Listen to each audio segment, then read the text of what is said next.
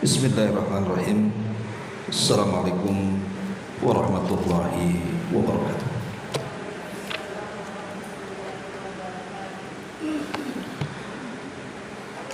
Alhamdulillah wassalatu wassalamu ala Rasulillah wa ala alihi wa sahbihi wa mawalah wa la hawla wa la quwwata illa billahi wa ba'd.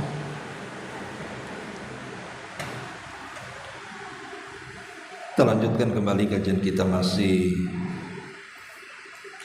membahas kitab Umdatul Ahkam, dan kemarin masuk pada muqaddimah bab tentang salat, dan kita masuk pada hadis pertama dari bab ini. Perhatikan pada halaman ke-41 hadis ke-50. An Abi Amrin Asy-Syaibani wasmuhu Sa'd bin Iyas radhiyallahu anhu qala haddatsani sahibu hadhihi ad-dari wa asyara biyadihi ila dari Abdullah ibni Mas'ud radhiyallahu anhu. Qala sa'altu an-nabiyya sallallahu alaihi wasallam ayyul a'mali ahabbu ila Allah. Qala as-salatu ala waqtiha. Qultu thumma ay? Qala birrul walidain. Qultu thumma ayyu? Qala al-jihadu fi sabilillah. Qala haddatsani bihinna Rasulullah sallallahu alaihi wasallam walawis tazadtuhu lazadani. Dari Abu Amr Asy-Syaibani, nama beliau adalah Sa'ad bin Iyas. Beliau berkata, pemilik rumah ini telah bercerita kepadaku seraya mengisyaratkan dengan telunjuknya ke rumah Abdullah ibn Mas'ud radhiyallahu anhu, di mana Abdullah ibn Mas'ud radhiyallahu anhu berkata bahwa dirinya pernah bertanya kepada Rasulullah tentang amalan yang paling dicintai Allah. Maka Nabi sallallahu alaihi wasallam menyebutkan, pertama, mengerjakan salat sesuai dengan waktu-waktunya. Kemudian Abdullah bin Mas'ud berkata lagi, kemudian apa lagi wahai Rasul? Kemudian yang kedua, berbakti kepada kedua orang tua. Kemudian Abdullah bin Mas'ud bertanya lagi, lantas apa lagi wahai Rasul? Yang ketiga, berjihad di jalan Allah subhanahu wa ta'ala. Abu Mas'ud berkata, Rasulullah menyampaikan itu semuanya kepadaku. Seandainya aku minta ditambah keterangan lagi selain itu, tentu Rasul akan menambahnya. Ma'asyiral muslimat yang dimuliakan Allah subhanahu wa ta'ala, hadis ini menjelaskan kepada kita tentang tiga amalan mulia yang tiga-tiganya sangat dicintai Allah subhanahu wa ta'ala. Yang pertama, Nabi SAW ketika ditanya, amalan apa wahai Rasul yang paling dicintai Allah subhanahu wa ta'ala, beliau mengatakan, as-salatu ala waqtiha, salat tepat waktu. Tentu mendapatkan kecintaan Allah subhanahu wa ta'ala adalah sesuatu yang sangat diangan-angankan setiap kita kaum muslimin. Karena kalau Allah sudah cinta kepada kita, berarti hakikatnya memang kita mencintai Allah. Tapi kalau seandainya kita yang mencintai Allah Subhanahu wa taala, belum tentu Allah cinta dengan kita. Boleh jadi karena kecintaannya salah kepada Allah. Tapi kalau seandainya Allah cinta kepada kita, sudah barang tentu kita benar saat mencintai Allah Subhanahu wa taala, makanya Allah cinta dengan kita. Makanya ada istilah walaysa sya'nu an tuhib walakinna sya'na an tuhab. Bukanlah perkara itu bagaimana engkau mencintai, tapi perkara itu bagaimana engkau bisa dicintai. Karena kalau mencintai, orang yang kita cintai bisa menyambut cinta kita atau bisa menolaknya. Artinya pilihannya bukan kepada kita tetapi kepada orang. Tapi kalau orang yang mencintai kita, berarti pilihannya ada pada kita. Apakah kita mencintai dia ataukah tidak mencintai dia? Lebih mudah maksudnya. Itu kepada sesama makhluknya. Tapi kalau kepada Allah Subhanahu wa taala tentu akan berbeda. Kepada makhluk saja, kalau seandainya ada orang yang mencintai kita, ibu mencintai suami atau suami mencintai ibu, maka orang yang mencintai itu biasanya rela berkorban untuk orang yang dicintai. Lah ketika Allah Subhanahu wa taala mencintai hamba-hambanya, maka Allah Subhanahu pun sama, bahkan mungkin lebih dibandingkan makhluknya, karena dia akan memberikan sesuatu di mana orang yang dicintai Allah Subhanahu wa taala pun akan mendapatkan kecintaan seluruh makhluknya. Sebagaimana hadis yang ma'ruf, innallaha idza ahabba 'abdan ibtala. Innallaha idza ahabba 'abdan nadahu Jibril. Allah itu kalau cinta kepada seorang hamba, maka Allah akan panggil pemimpin para malaikat, Jibril alaihi salam. Kemudian Allah akan mengatakan kepada Jibril, ya Jibril, inni uhibbu fulanan fa ahibbah. Wahai Jibril, aku suka dengan si fulan, kata Allah, maka engkau harus suka juga dengan orang yang kusukai. Fa ahabbahu Jibril, maka Jibril pun mencintai hamba Allah yang Allah cintai. Cukup sampai di sini tidak? Maka Jibril kemudian akan memanggil para malaikat-malaikat yang lainnya dan mengatakan, ya malaikatallah, innallaha ahabba 'abdan fa ahibbu. Wahai malaikat-malaikat Allah, dimanapun kalian berada, Allah Tuhan kita sudah mencintai seorang hamba, maka kalian harus ikut-ikut juga mencintai hamba yang dicintai Allah. Maka semua malaikat cinta dengan orang yang dicintai Allah. Ketika semua malaikat dari Jibril sampai malaikat-malaikat di bawahnya mencintai orang yang dicintai Allah, maka Allah akan tanamkan kepada makhluk bumi agar mereka pun ikut mencintai orang yang dicintai Allah Subhanahu wa taala. Maka orang itu pun diterima dengan senang oleh makhluk-makhluk bumi yang ada di bumi. Itulah bentuk bagaimana beruntungnya orang-orang yang dicintai Allah Subhanahu wa taala. Maka malaikat akan cinta dengan kita, bahkan makhluk bumi pun dicintakan kepada kita oleh Allah Subhanahu wa taala. Lah salah satu amalan di mana Allah cinta dengan kita, kata Nabi sallallahu alaihi wasallam di sini, as-salatu ala waqtiha, salat tepat waktu. Itu amalan yang dicintai Allah Subhanahu wa taala. Ada 10 poin tentang keutamaan orang yang salat tepat waktu itu. Pertama, salat tepat waktu itu seafdal-afdalnya.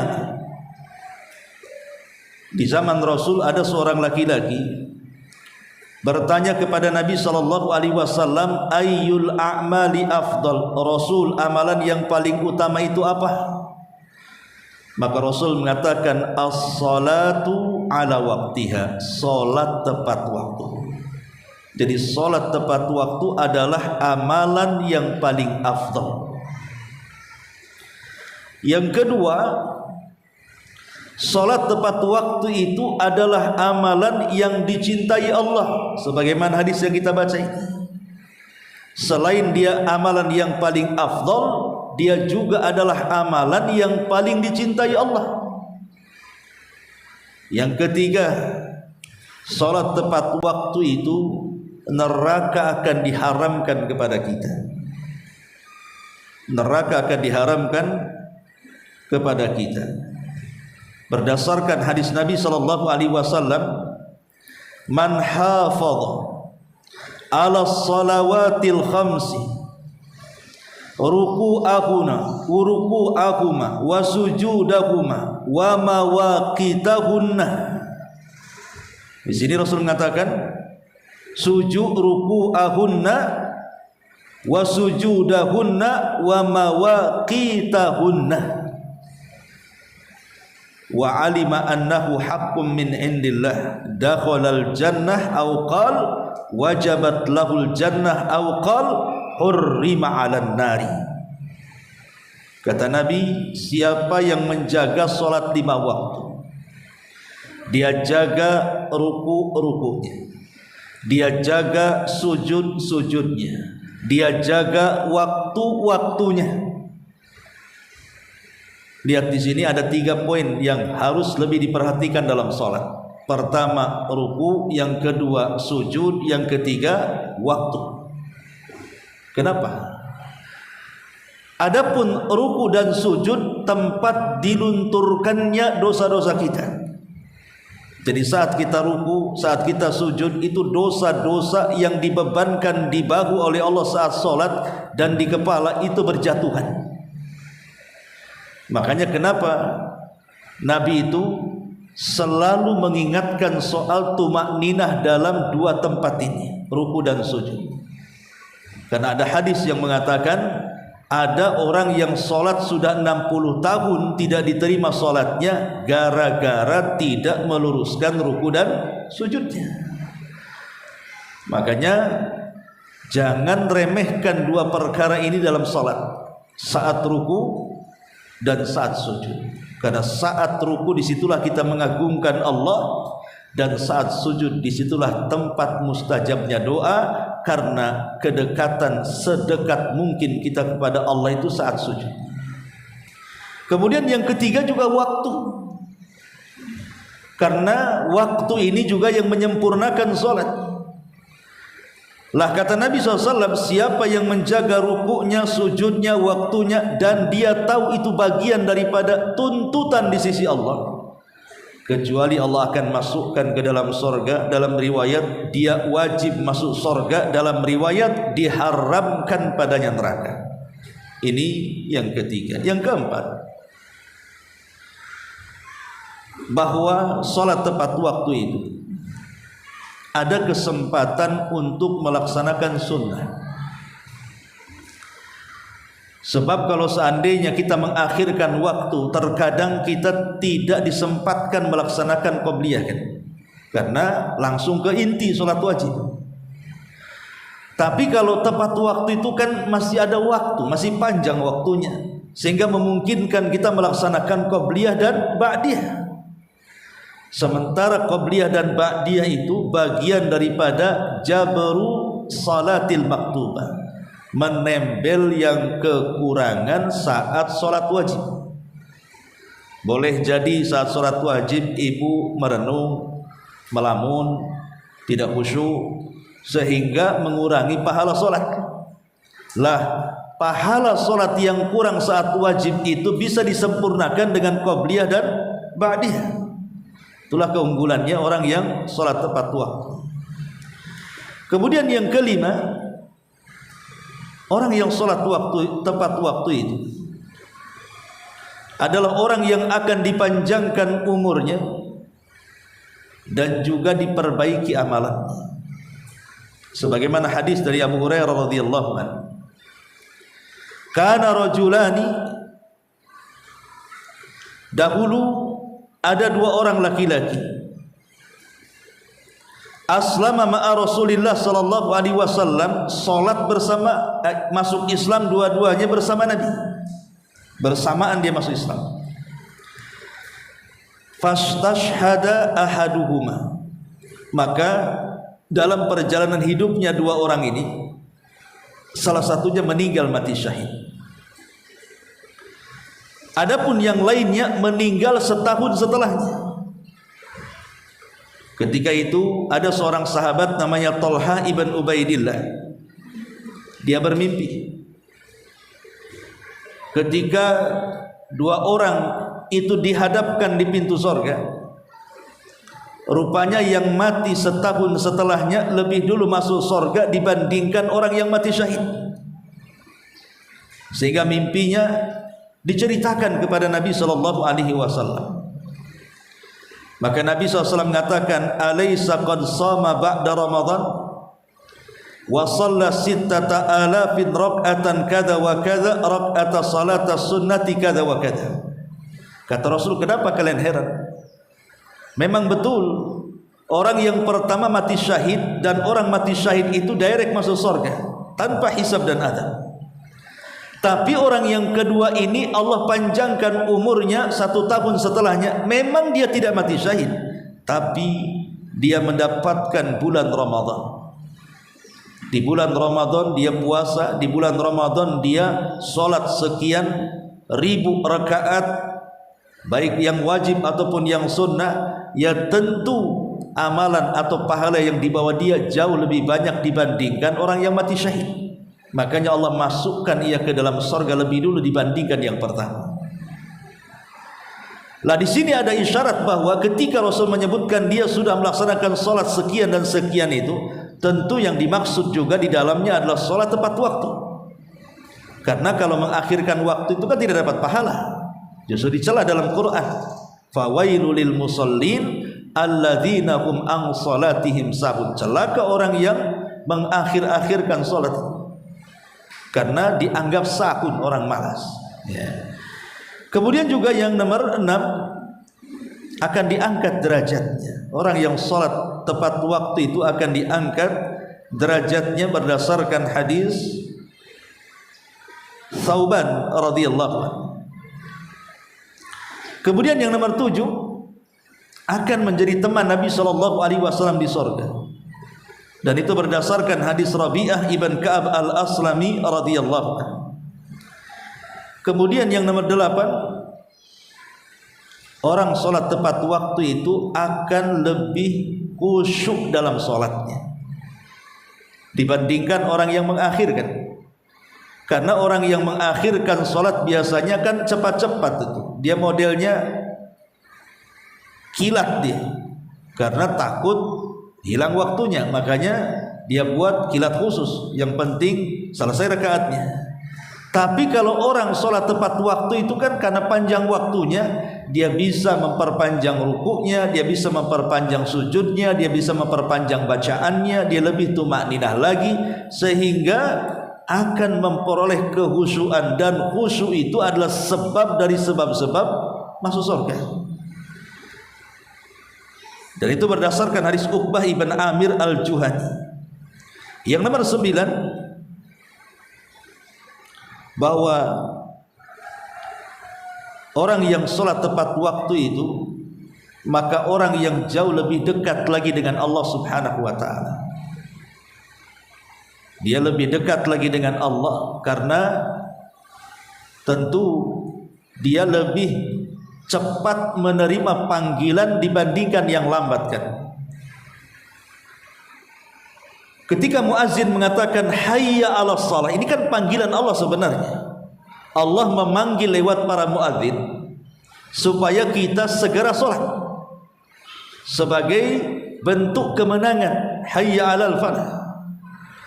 Orang yang bergegas dengan panggilan Allah subhanahu wa ta'ala adalah orang yang jauh lebih dekat kepada Allah dibandingkan yang mengakhirkannya kan. Masalahnya Banyak orang yang dipanggil mereka tak terpanggil. Kalau seandainya ada orang yang jualan di depan rumah kita, anggaplah tukang bakso lewat, kita mau beli bakso, kita panggil bakso umpamanya kan, dia nyelonong saja, padahal kita sudah kencang, maka ibu katakan apa? Tukang bakso, oh tukang bakso budek, kan itu kok ya. Nah, sama juga Bu, kalau seandainya ada muazzin memanggil azan suruh sholat, kok ibu ndak cepet-cepet, maka kita katakan ibu ini budak. Ibu budak lah gitu. Karena nggak cepet panggilan, dia malah menjauh dari Allah Subhanahu wa taala. Maka orang yang tepat waktu adalah orang yang sangat dekat dengan Allah Subhanahu wa taala karena langsung memenuhi panggilannya. Dan itu yang membuat Allah senang. Kita saja kalau nyuruh anak cepat-cepat dia ngikutin perintah kita orang tuanya, kita senang dengan anak itu. Dan yang terakhir tentunya juga orang yang sholat tepat waktu itu, maka dia bisa mendapatkan pahala sebanyak-banyaknya. Dia bisa sholat sunnah qabliyah ba'diyah, dia bisa memperpanjang bacaannya, memperlama sholatnya, setelah sholat masih bisa untuk berzikir, membaca Quran dan begitu seterusnya kan. Tapi kalau sudah mepet-mepet mau selesai, itu jarang biasanya, dia terfokus kepada sholat wajibnya saja. Itulah diantara keutamaan orang yang sholat lima waktu. Kemudian amalan yang kedua, kata Nabi SAW, amalan yang kedua yang paling dicintai Allah Subhanahu wa taala adalah birrul walidain, berbakti dengan kedua orang tua. Di dalam Al-Qur'an kata Abdullah ibn Abbas radhiyallahu anhuma, ada 3 ayat yang masing-masing ayat itu terdiri daripada 2 perintah, di mana kalau salah satu perintahnya dilaksanakan dan yang lainnya ditinggalkan, maka tidak akan diterima. Dengan kata lain, 2 perintah itu sifatnya perintah berantai, tidak boleh dipisahkan satu dengan yang lainnya. Yang pertama, Allah mengatakan aqimus salata wa atuz zakah, tegakkan salat, tunaikan zakat. Orang kalau hanya menegakkan salat tapi tidak mau bayar zakat, maka salatnya belum diterima. Orang yang kalau hanya menunaikan zakat tapi meninggalkan salat, maka zakatnya tertolak. Yang kedua, Allah Subhanahu wa taala mengatakan atiullaha wa atiur rasulah, taati Allah dan taati Rasul. Orang kalau hanya taat kepada Allah tapi bermaksiat kepada Rasul, maka percuma ketaatan. Orang kalau hanya taat kepada Rasul tapi bermaksiat kepada Allah pun percuma ketaatan kepada Rasulnya. Harus dua-duanya terlaksana. Ya taat kepada Allah, di satu waktu juga taat kepada Rasulnya. Dan yang ketiga, anishkurli wali walidaika, bersyukurlah akan nikmat-nikmatku kata Allah, kemudian syukuri juga keberadaan orang tua kalian. Orang kalau hanya pandai bersyukur akan nikmat Allah tapi tidak bersyukur kepada orang tua, maka dia belum bersyukur. Orang yang kalau hanya bisa bersyukur kepada orang tua tapi tidak pernah mensyukuri nikmat Allah, dia pun belum dianggap bersyukur. Maka syukur kepada Allah juga disertakan dengan syukur kepada kedua orang tua. Makanya Rasul mengatakan, "Man lam yashkurin nasa lam yashkurillah." Siapa yang tidak bersyukur kepada manusia, maka belum dianggap bersyukur kepada Allah Subhanahu wa taala. Ma'asyiral muslimat yang dimuliakan Allah Subhanahu wa taala, di dalam Al-Quran surah Al-Isra ayat 23, Allah Subhanahu wa taala menjelaskan tentang bagaimana birrul walidain itu amalan yang sangat penting sekali. Allah mengatakan wa qadha rabbuka alla ta'budu illa iyyah wabil walidaini ihsana. Dan Rabbmu telah memerintahkan kepadamu, jangan kau sembah kecuali Allah Subhanahu wa ta'ala, dan dengan kedua orang tua berbuat baiklah. Di dalam ayat ini Allah Subhanahu wa ta'ala menyebutkan satu nafas antara perintah tauhid dan perintah berbakti kepada orang tua, menunjukkan bahwa berbakti kepada orang tua itu sangat mulia karena disebut satu nafas dengan perintah tauhid. Dan itu bukan satu ayat Al-Isra 23 saja, hampir di semua ayat Al-Quran kalau ada perintah tauhid mesti diiringkan dengan perintah birrul walidain. Seperti Allah mengatakan, u'budullaha wa la tusyriku bi syai'an wa bil walidaini ihsana. Dalam surah An-Nisa, sembahlah Allah, jangan sekutukan Allah, dan tetaplah berbuat baik kepada kedua orang tua. Dengan diiringkannya perintah tauhid dan birrul walidain, menunjukkan birrul walidain itu sangat mulia di hadapan Allah Subhanahu wa ta'ala. Ma'asyiral muslimat yang dimuliakan Allah Subhanahu wa ta'ala. Dan kalau cerita tentang orang tua, kita tahu bahwa orang tua itu kan terdiri daripada ayah dan juga ibu, dan dua-duanya sangat berperan bagi kita, sehingga tidak bisa kita hanya berbuat baik kepada bapak melupakan ibu, atau berbuat baik kepada ibu dan melupakan bapak. Tidak, dua-duanya punya peran bagi anak. Adapun peran si bapak jelaslah ya, sebagai orang tua, si bapak pasti dialah yang kemudian menafkahi seluruh keluarganya, termasuk anak-anaknya kita. Terkadang orang tua mencari nafkah ini tidak kenal lelah, pergi pagi pulang petang, berkeringat banting tulang, pokoknya terkadang mereka tidak kenal waktu demi menghidupi anak-anaknya. Dan mereka sekesal-kesalnya sama anak tetap aja kerja. Belum pernah ada cerita ada orang kaya yang terus memberikan makanan kepada orang miskin setiap hari, seperti bapak memberikan makan kepada kita anak-anaknya setiap hari, walaupun dia miskin. Coba sebutkan, sakaya-kayanya orang sanggup memberi makan anak orang loh ya, bukan anaknya sendiri. Nggak akan sanggup. Pasti juga ada waktu-waktunya dia tidak akan mampu memberikan itu.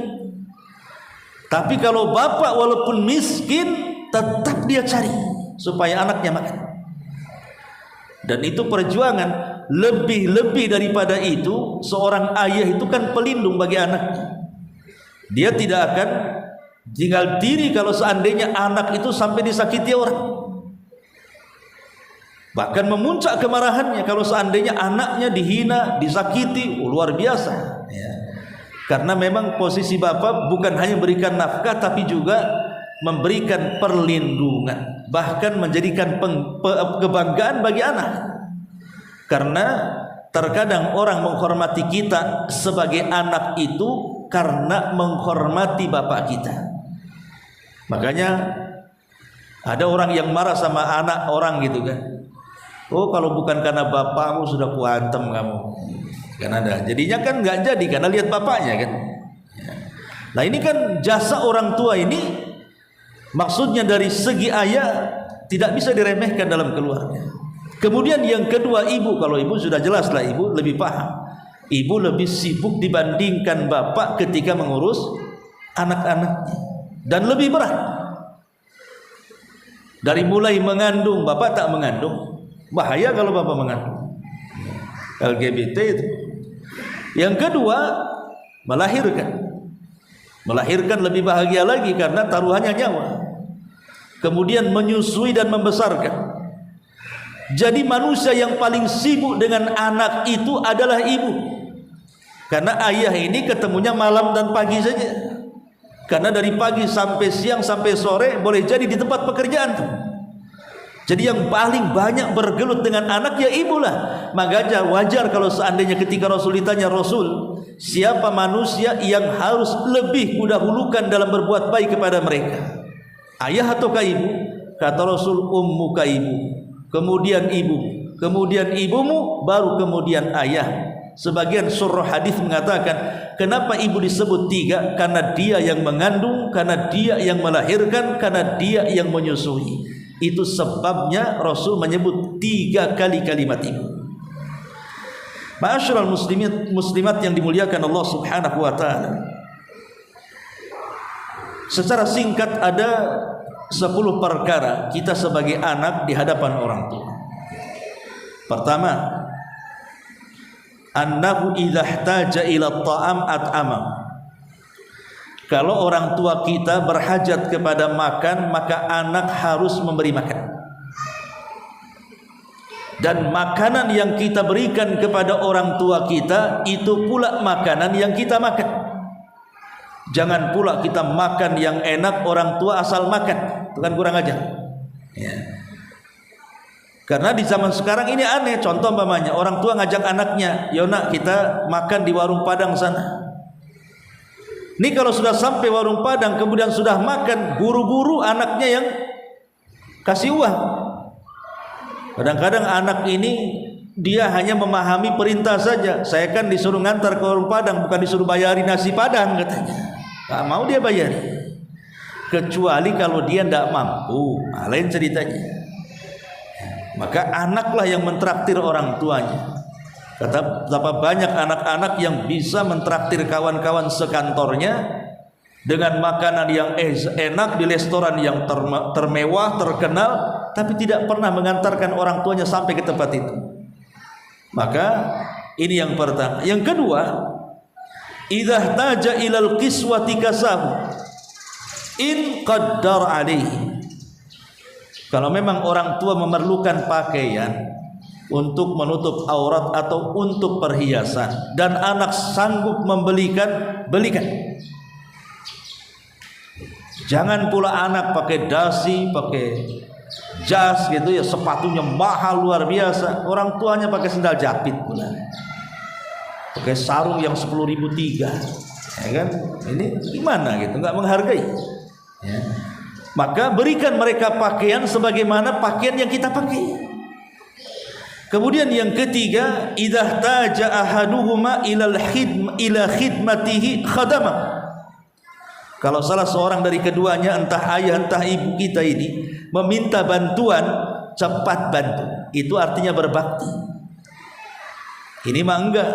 Kadang-kadang kita ini ketika malas kemudian menolong orang tua, mengucapkan kalimat nanti atau apa gitu kan. Kalimat uf saja dalam Quran itu tidak boleh. Fala taqul lahuma uf. Jangan kau katakan uf. Uf itu 2 huruf, alif dan fa. Uf. Kata ulama tafsir mengatakan kalau ada kalimat yang lebih pendek dibandingkan uf, tentu Allah akan melarangnya juga. Ini yang ketiga. Yang keempat, idza da'ahu ajabahu wa hadarahu. Kalau orang tua memanggil kita, segera datang. Hadir badannya. Segera datang dan hadir badannya. Karena itu bagian daripada menjaga perasaannya. Di zaman Nabi pernah bercerita tentang kisah seorang laki-laki namanya Juraij. Ingatkan bu kisah Juraij? Saat dia sedang sholat sunnah, ibunya memanggil, "Ya Juraij, ya Juraij, kemari wahai Juraij, ibu memerlukan kamu."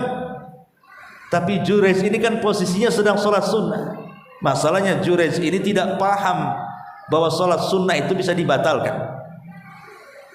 Malah dia dalam hatinya berpikir, kalau saya batalkan sholat saya durhaka kepada Allah. Tapi kalau saya tetap saja sholat, saya durhaka kepada orang tua. Maka ditimbang-timbang, daripada durhaka kepada Allah, bagus durhaka kepada orang tua, katanya. Dilanjutkan pula sholatnya. Akhirnya ibunya masih memaafkan ya.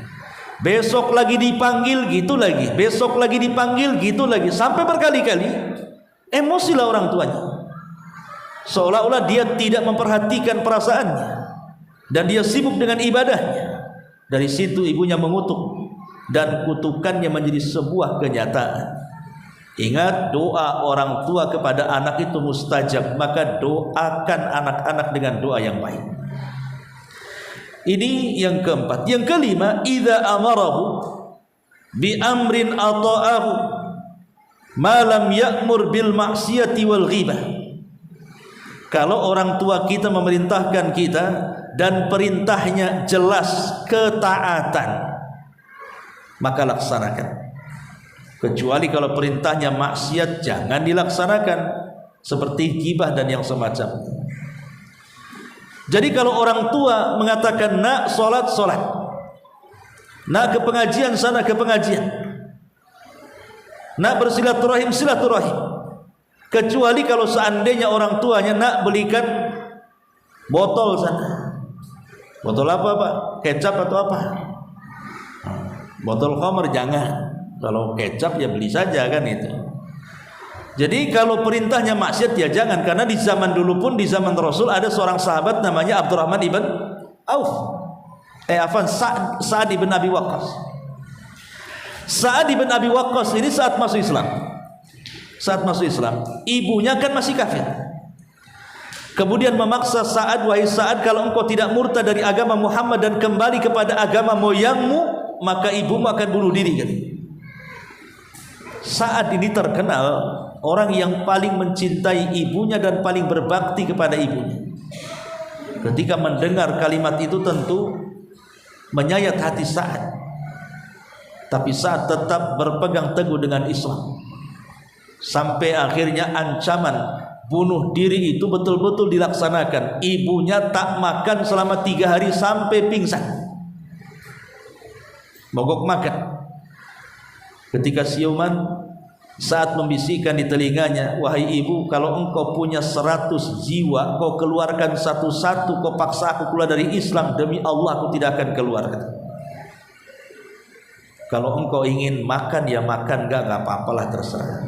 Akhirnya ketika sadar lapar makan juga. Itu contoh. Turun dari sini ayat, wa in jahadaka ala an tusyrika bima laisa laka bihi ilmun fala tuti'hu. Kalau kedua orang tua memaksakan kamu untuk berbuat syirik, menyekutukan Allah, jangan taati keduanya. Tetapi kata Allah, wa sahibhuma fid dunya ma'rufa. Tetap kita berbuat baik walaupun orang tua kita kafir sekalipun, apalagi orang tua kita muslim. Maka harus lebih berbuat baik lagi. Kemudian yang keenam, an yatakallam ma'ahu bil lin wa la yatakallam ma'ahu bil kalamil ghalidh. Bicara dengan santun, bicara dengan lembut, pilih kata-kata yang layak, pilih diksi yang baik, gitu kan. Jangan sampai kemudian kata-kata kita ini melukai hati orang tua. Makanya di istilah luka karena ucapan membekas seumur hidup, luka karena pukulan bisa terobat dalam beberapa bulan. Ya. Karena biasanya luka karena ucapan ini susahlah orang melupakan ucapan ini.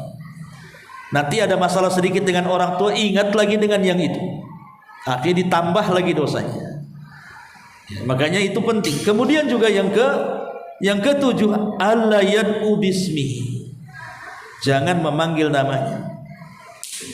Kadang-kadang di zaman sekarang banyak anak itu memperlakukan orang tua kayak CS-nya, ya kan, kayak kawannya. Dia bilang bapaknya itu bukan bapaknya. Gimana bro?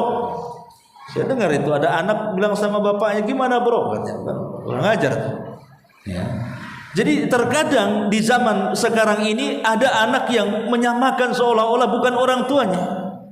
Kononnya biar akrab, bukan masalahnya. Masalah panggilan ini masalah etika. Lihat bagaimana Ibrahim saja, bapaknya pembuat patung, penjual patung, dan mengambil hasil dari patung, tetap dia mengatakan kepada ayahnya, ya abati, wahai ayah, wahai ayah. Tidak mengatakan ya Azar karena dia penyembah berhala kemudian disebut namanya, tidak juga. Makanya jangan memanggil namanya. Kemudian juga yang ke-8, an yamshiya khalfahu, berjalan di belakangnya. Kalau orang tua kita berjalan, biar orang tua yang duluan, kita di belakang. Ya. Dan yang namanya orang tua itu kan ada 3. disebut orang tua itu ada 3. Ada orang tua yang melahirkan kita, ada orang tua yang menitip anaknya kepada kita, ada orang tua yang berjasa karena memberikan ilmu kepada kita. Itu 3-tiganya orang tua.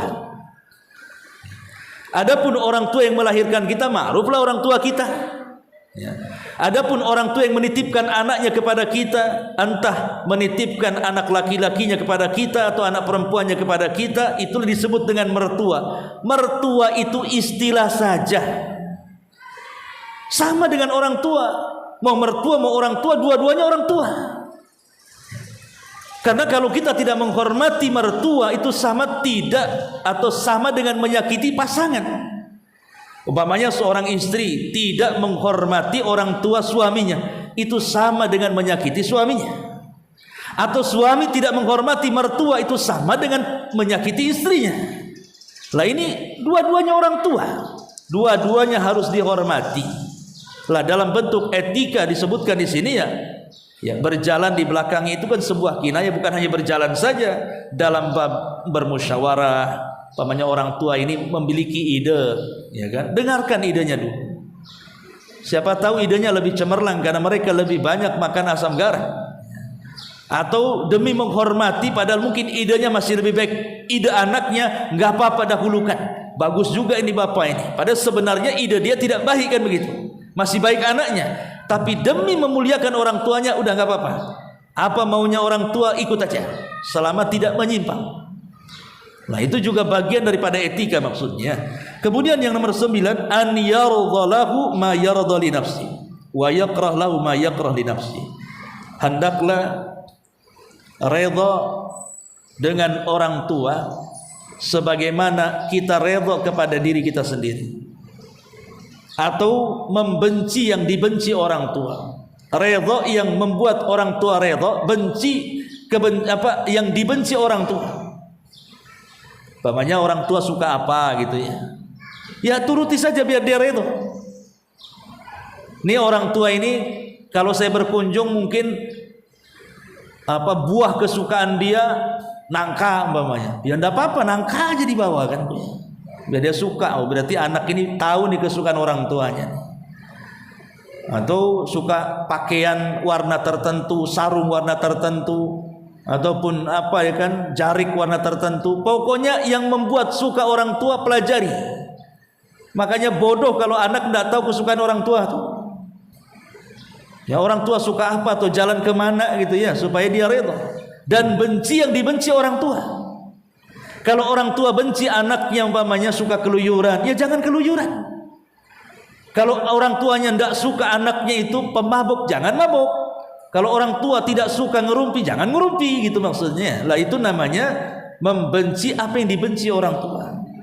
Dan yang terakhir, an yad'u lahu bil maghfirati. Banyak-banyak berdoa ampunan kepada orang tua.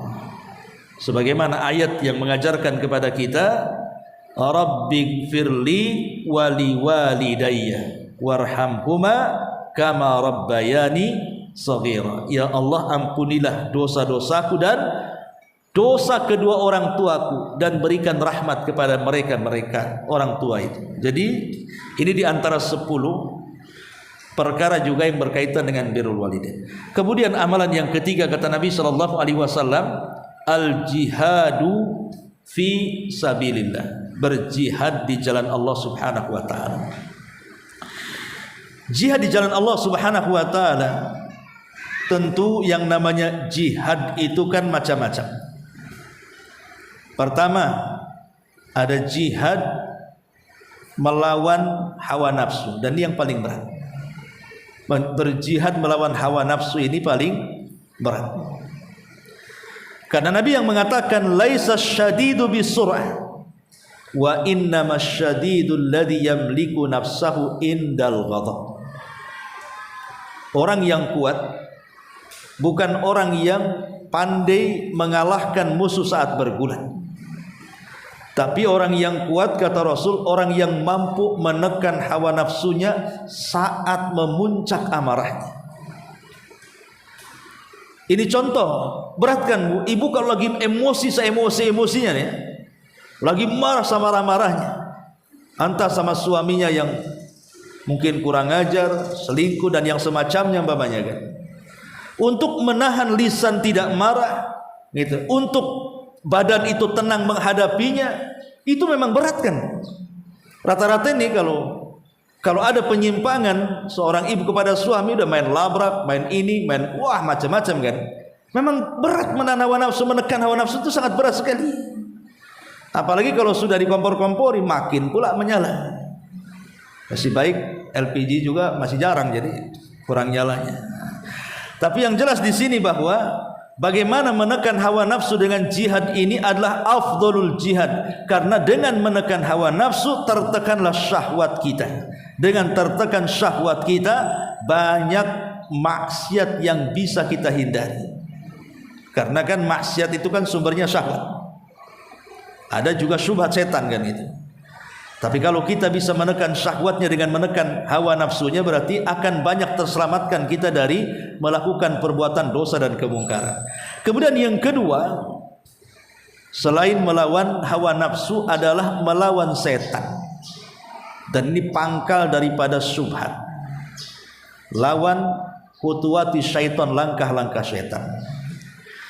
Kemudian setelah itu melawan orang-orang yang memusuhi kita, di antaranya orang kafir yang memerangi kita, atau orang-orang fasik ahli maksiat yang mengganggu kita.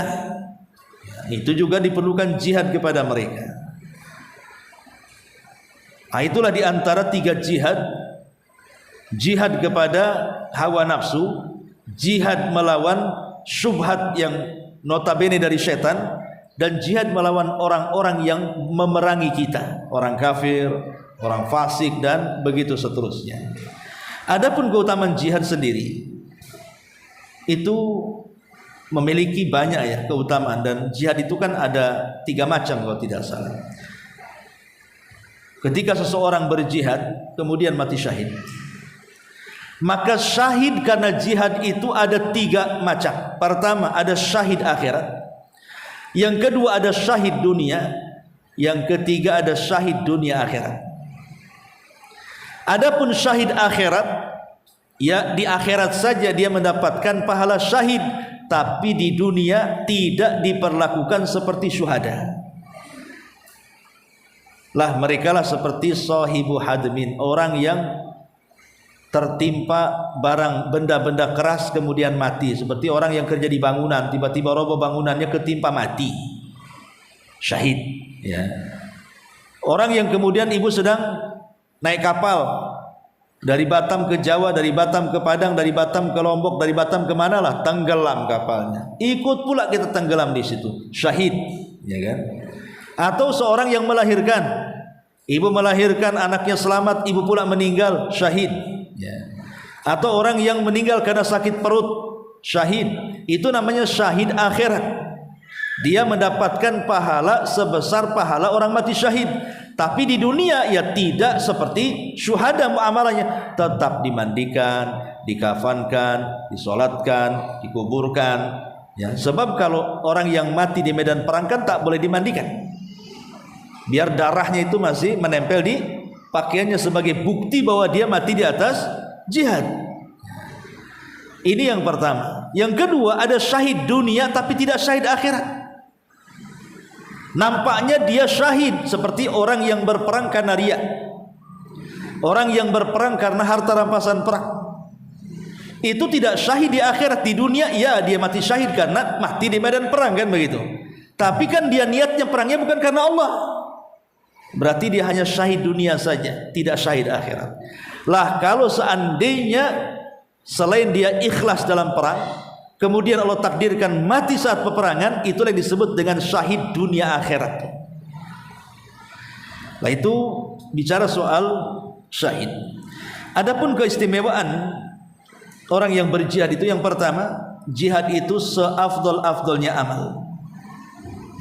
Berdasarkan hadis Abi Hurairah, ketika Rasul ditanya, Rasul amalan yang paling afdal apa? Maka Rasul mengatakan imanun billah, beriman kepada Allah, wa rasulihi, dan kepada Rasulnya, wal jihadu fi sabilillah. Kemudian yang kedua jihad di jalan Allah, dan yang ketiga hajjul mabrur, haji yang mabrur. Dari hadis ini mengatakan bahwa jihad itu seafdol-afdolnya amal. Kemudian juga hadis yang kita baca, jihad itu amalan yang paling dicintai Allah. Kemudian yang ketiga, bahwa puncak urusan Islam itu ada di jihad. Puncak urusan dalam Islam itu ada di jihad. Rasul mengatakan Rasul amri al-Islam wa amuduhu as-salatu wa dhirwatus sanamih al-jihadu fi sabilillah. Pokok urusan hidup manusia adalah Islam. Maka kalau mau bicara, bicarakan Islam. Mau ngobrol, ngobrolkan Islam. Mau nulis, tulislah Islam. Ya, itu karena pokok urusan hidup kita masalahnya. Kemudian Islam yang mulia ditopang dengan ibadah salat. Karena salat itu tiang agama. Lah puncaknya adalah jihad, kata Rasul. Kemudian yang ketiga, yang keempat, bahwa berangkat menuju jihad di jalan Allah itu lebih baik daripada dunia dan isinya. Rasul mengatakan, ribatu yaumin fi sabilillah khairun minad dunya wa ma 'alaiha. Berjaga di jalan Allah itu lebih baik daripada dunia dan seluruh isinya. Kemudian juga di antara keutamaan jihad adalah darajatul mujahidina fi sabilillahi 'aliyah. Tingkatan-tingkatan di sorga bagi para mujahid ditempatkan di tempat yang paling tinggi. Ya. Dan orang yang mati syahid karena jihad itu akan mendapatkan 6 perkara. Pertama, diampuni dosanya saat dia meninggal. Yang kedua, diperlihatkan tempat duduknya di sorga. Yang ketiga, dijauhkan dari azab kubur. Kemudian juga yang keempat, diamankan saat peristiwa kiamat. Kemudian yang kelima, diletakkan piala di kepalanya. Dan kalau dia laki-laki, ya tentu laki-laki akan dikawinkan dengan 70 bidadari. Dan dia akan berikan syafaat bagi keluarganya 70 dari kerabat-kerabatnya. Makanya lihat dahulu di zaman Rasul, yang dorong suaminya jihad itu istrinya. Berangkat Pak. Kenapa? Karena pahalanya sedemikian besar. Sebab kalau nanti dia meninggal, dia akan berikan syafaat kepada kita pada hari kiamat, kan itu. Dan itu salah satu keistimewaan jihad di jalan Allah Subhanahu wa taala. Dan orang yang berjihad di jalan Allah sama dengan orang yang puasa terus-terusan atau sholat malam terus-terusan.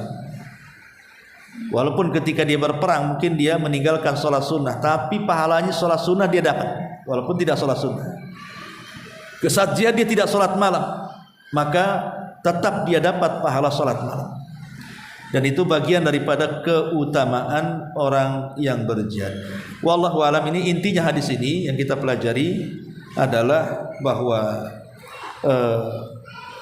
amalan yang paling dicintai Allah Subhanahu wa taala adalah salat tepat waktu.